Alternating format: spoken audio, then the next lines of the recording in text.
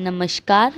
आप सभी का हमारे चैनल सनातन धर्म ज्ञान पर मैं एक बार फिर से हार्दिक स्वागत करती हूँ। आशा करते हैं कि आप और आपके परिवारजन सभी स्वस्थ होंगे और बहुत ही अच्छे होंगे। इसी कामना के साथ बढ़ते हैं आज के अद्भुत क्रमांक की ओर। आज के क्रमांक में हम बात करने वाले हैं 3 ऐसे चमत्कारिक कार्यों के बारे में जिनका अनुसरण करने से आप अपने जीवन में सदैव सफलता को अर्जित करेंगे और निश्चित तौर पर हर कार्य में आपका भाग्य आपका साथ जरूर देगा। तो हम आज ऐसे 3 अद्भुत कार्य आपको बताएंगे जो आपका भाग्य बदलने में आपकी सहायता करेगा, आपके जीवन को सदा के लिए परिवर्तित कर देगा, आपका भाग्योदय बहुत ही जल्द हो जाएगा। तो 3 ऐसे कार्य बताएंगे जिनका अनुसरण करने से आपके जीवन में निश्चित तौर पर सफलता को प्राप्त कर पाएंगे। पहला कार्य क्या है? देखिए, आज के इस कार्य में जानने से पहले आप यह जान लेना परम आवश्यक होगा कि हम गलती कहाँ कर रहे हैं। जीवन में जब भी आप कोई नियम बनाते हैं, जीवन में जब भी आपको यह नियम बनाते हैं अपने लिए, चाहे जब करने का नियम हो, हनुमान चालीसा को करने का नियम हो, या राम नाम के जाप करने का नियम हो, या अन्यत्र किसी भी मंत्र का जाप कर रहे हो, नियमित रूप से उसमें कभी भी बाधा नहीं आनी चाहिए। बाधा का यहाँ पर आशय यह है, यदि जीवन में आपका कोई नियम बना लिया है, चाहे कुछ भी हो जाए, उस नियम का पालन आपको अवश्य करना होगा। यह परम आवश्यक है। अब ऐसा क्यों है, आप यह जान लीजिए। क्योंकि जब हम नियमित रूप से किसी कार्य का अभ्यास करते हैं, मान ले आप श्री राम नाम के जाप का अनुसरण कर रहे थे, अभ्यास कर रहे थे, उस अभ्यास को करते करते जब आप इस ब्रह्मांड को ऊर्जा भेजते हैं, अपनी प्रभु श्री राम के नाम का जाप कर रहे हैं, उसका सिद्ध करने का प्रयास कर रहे हैं, राम नाम की कृपा को अपने जीवन में लेकर आने का प्रयास कर रहे हैं, तो ऊर्जा आप नियमित रूप से भेज रहे हैं। इस सृष्टि में वो अचानक रुक जाए तो आप सोचिए, फिर से पुनः आपको वह दोबारा से ऊर्जा प्रेषित करनी पड़ेगी। और जितना अभ्यास अब तक आपने किया था, फिर दोबारा से शुरू से, यानी कि प्रारंभ से आपको वह कार्य करना पड़ेगा। तो इसीलिए आप सफल नहीं हो पाते। अब आपको स्वयं क्या करना है? कार्य भी यही है। कार्य में कोई परिवर्तन नहीं है। कार्य यह करना है कि जो भी नियम बनाते हैं उसका अनुसरण होना चाहिए, उसका पालन बहुत ही सतर्कता से होना चाहिए, चाहे कुछ भी हो जाए, नियम कभी ना टूटे, इस बात का ध्यान रखना चाहिए। क्योंकि अब आप समझ गए होंगे कि जब नियम नियमित रूप से इस सृष्टि से आपके द्वारा ऊर्जा भेजी जाएगी तो एक बार अवश्य ऐसा होगा, बहुत ही शीघ्र वह पलटकर आपके जीवन में आपके भाग्य के साथ आपके पास पहुंचेगी। गलती यही हो रही है कि आप आप नियम का पालन तो नहीं कर पाते, अचानक से उसे तोड़ देती हैं, और फिर जब शुरू से करते हैं तो पहले से कम उसको करना पड़ता है।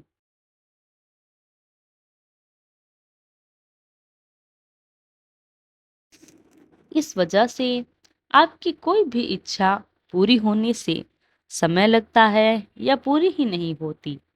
अब बात करते हैं दूसरे कार्य की। दूसरा कार्य भी बहुत बहुत प्रभावी है, बहुत ध्यान देना, इसको आप सुनिएगा।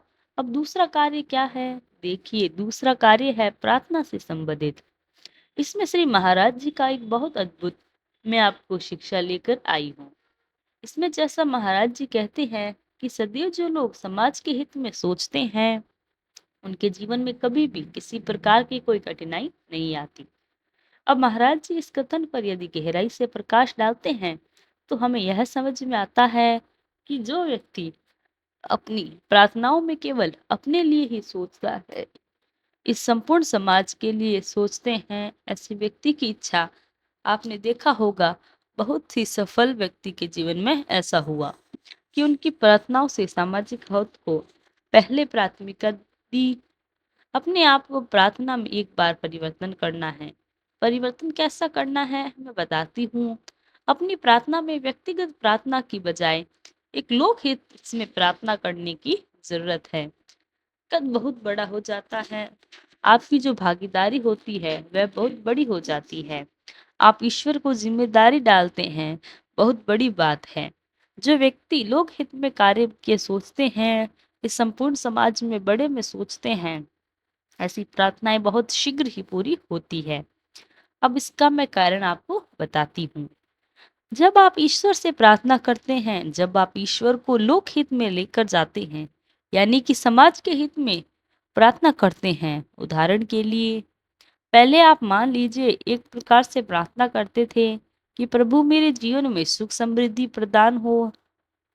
छोटी सी प्रार्थना उदाहरण मैंने आपको बताया। अब एक आपको छोटा सा परिवर्तन करना है कि इस संपूर्ण सृष्टि का कल्याण हो, इस संपूर्ण सृष्टि को सुख समृद्धि प्रदान करें। अब दोनों प्रार्थनाओं में अंतर क्या है?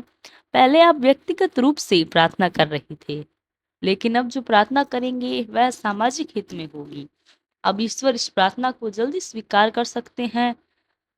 और वह कैसे कर सकते हैं? क्योंकि ईश्वर एक बात जानते हैं, वह व्यक्ति समाज का भला चाहता है। अगर मैं इस जिम्मेदार को, यानी कि मान लीजिए ईश्वर आपको इतना धनवान बना दे, क्योंकि आपको सद्बुद्धि ईश्वर से प्रदान की है, क्योंकि आप समाज के बारे में सोच रहे हैं।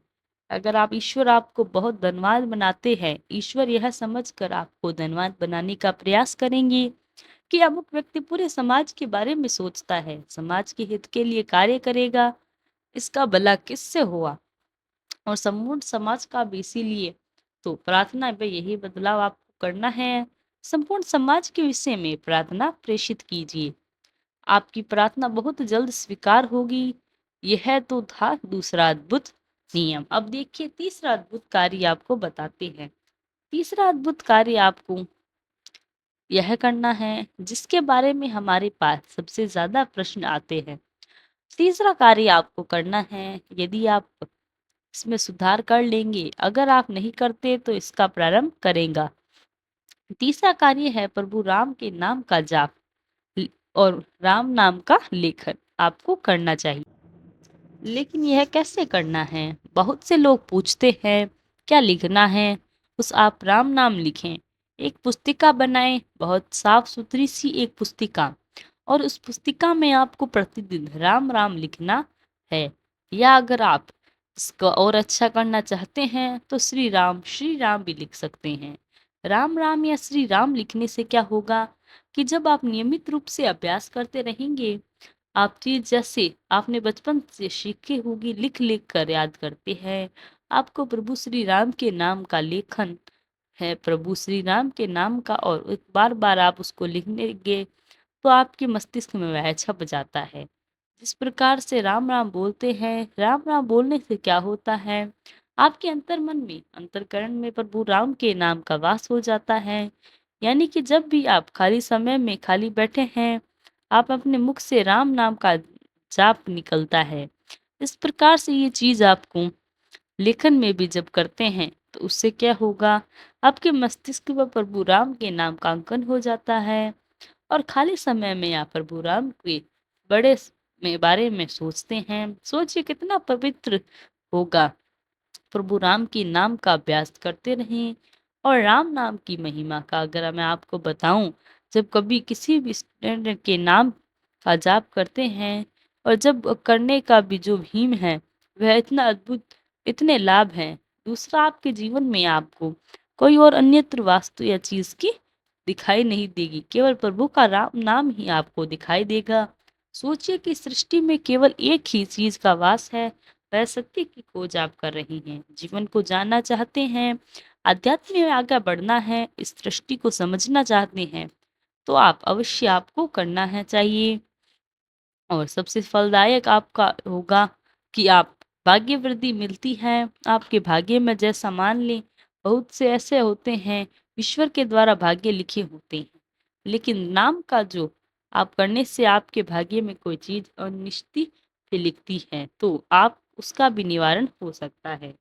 बहुत सी चीजें आपको राम नाम जपने से मिलती है, जिससे आपको प्रसिद्धि से केवल जीवन में धन्यवान यदि आप बनना चाहते हैं, भौतिक सुख यदि चाहते हैं, आध्यात्म वृद्धि चाहते हैं, समाज कल्याण के बारे में सोचते हैं, ये सारी चीजें एक आप नाम राम नाम का जाप करने को प्राप्त शक्ति है। और इसको आप चाहे जितना मर्जी सुन लीजिए, उसका श्रवण करें, मर्जी हो उतना लिखें, लेकिन जब तक आपके जीवन में अभ्यास नहीं करेंगे, तब तक आप किसी चीज को समझ ही नहीं पाएंगे। बहुत अलौकिक चीज है, इसीलिए आप जाप करें। राम नाम का लेखन एक ही बात बहुत अच्छी बात है। तो यह था हमारा आज का अद्भुत नियम, जिसमें हमने आपको 3 ऐसे अद्भुत कार्य बताए जिससे करने पर आपका भाग्य बदल जाएगा। आपके जितने भी संकट है जीवन में, वह भी सब टल जाएंगे। तो आपको राम नाम का जाप, राम नाम का लेखन, अपनी प्रार्थना के बारे में जो हमने नियम बताए हैं, उनका अपने जीवन में पालन जरूर करें। इससे आपके जीवन में सुख शांति समृद्धि और भाग्योदय जरूर होगा। तो यही विराम देते हैं आज के क्रमांक को। आशा करते हैं कि आज का क्रमांक आपके लिए बहुत ही लाभदायक और ज्ञानवर्धक था। अगर क्रमांक अच्छा लगा तो लाइक कमेंट शेयर, चैनल को सब्सक्राइब करना ना भूलें। कल फिर मुलाकात होगी ऐसे ही अद्भुत क्रमांक के साथ। तब तक के लिए धन्यवाद। जय गुरुदेव।